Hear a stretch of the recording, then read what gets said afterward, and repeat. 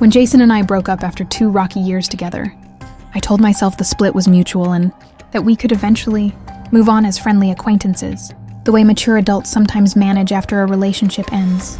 For the first few months, things stayed relatively quiet between us, with only the occasional polite text about returning belongings or splitting a few shared subscriptions. We still needed to untangle. About 4 months later, I started dating Chris, someone I met through a coworker, and things progressed naturally into something that felt genuinely healthy and easy in a way my relationship with Jason never quite had been. Chris was steady, communicative, and refreshingly straightforward about his feelings, qualities that made the entire dating experience feel almost effortless compared to what I had grown used to previously. I mentioned Jason briefly during one of our early conversations, describing the breakup honestly without going into unnecessary detail, and Chris seemed completely unbothered, simply happy that I felt ready to move forward with someone new. Looking back, I had no idea. Jason had been quietly watching my social media activity throughout those months, waiting for exactly the right moment to insert himself back into my life in the most damaging way possible. About 6 weeks into dating Chris, I started noticing small changes in his demeanor that felt difficult to pinpoint at first. He seemed slightly more reserved during certain conversations, occasionally asking oddly specific questions about my past relationship that seemed to come out of nowhere. When I asked what prompted these questions, Chris mentioned receiving a message from someone claiming to be a concerned mutual friend, warning him that I had a pattern of being dishonest and manipulative in previous relationships. He hadn't taken it too seriously at first, but the message had clearly planted a small seed of doubt regardless. A few days later, Chris received another anonymous message, this time containing a screenshot of an old conversation between Jason and me, deliberately taken out of context to make it appear far more suspicious than the situation actually warranted. Chris showed me the messages directly instead of simply believing them outright, which I genuinely appreciated, but I could tell the situation was starting to create real tension between us regardless of his good intentions in bringing it up, honestly.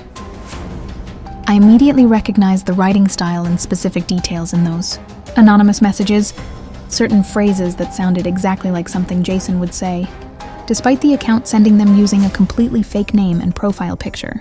I asked Chris to forward me everything he had received, and after comparing the timestamps against Jason's typical online activity patterns from before our breakup, along with a small distinctive typo he consistently made in casual texting, I felt confident this was definitely him behind the anonymous account. Rather than immediately accusing Jason without solid proof, I decided to set up a small test, mentioning a completely fabricated detail about my supposed new job to a mutual friend I knew occasionally still spoke with Jason, curious whether that specific fake detail would somehow make its way back to Chris through the same anonymous account within the next few days. Sure enough, 3 days later, Chris received another anonymous message referencing that exact fabricated job detail, something only someone connected through that specific mutual friend could have possibly known. With undeniable proof that Jason was behind the harassment, Chris and I decided to work together rather than simply blocking the account and hoping the situation would quietly disappear. Chris responded to the anonymous account directly, calmly stating he knew exactly who was behind the messages and that continuing this behavior would result in a formal harassment report being filed with the appropriate platforms and potentially local authorities. The anonymous account went silent for exactly 1 day before Jason, seemingly panicked and unable to help himself, sent me a direct message from his own actual profile, awkwardly trying to explain his behavior as simply looking out for my well-being and genuine concern for my new relationship.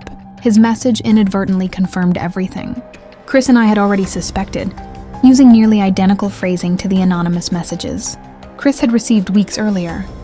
I screenshotted everything, including this final confirmation message, creating a complete timeline connecting every anonymous message directly back to Jason's own account and clearly documented online activity. Instead of Jason's sabotage attempt driving a wedge between Chris and me the way he had clearly intended, it accomplished the exact opposite, bringing us significantly closer together as we worked through the entire situation as a genuine team from start to finish. We reported the harassment formally with the complete documentation we had gathered, resulting in Jason's account being permanently suspended across multiple platforms after violating their harassment policies. Chris later told me that watching how I calmly handled the entire situation, rather than panicking or becoming defensive, actually deepened his trust in me significantly, more than if the situation had never happened at all. We still occasionally joke that Jason accidentally became the strongest foundation our relationship was built on, giving us an early test that we ultimately passed together as a genuine team.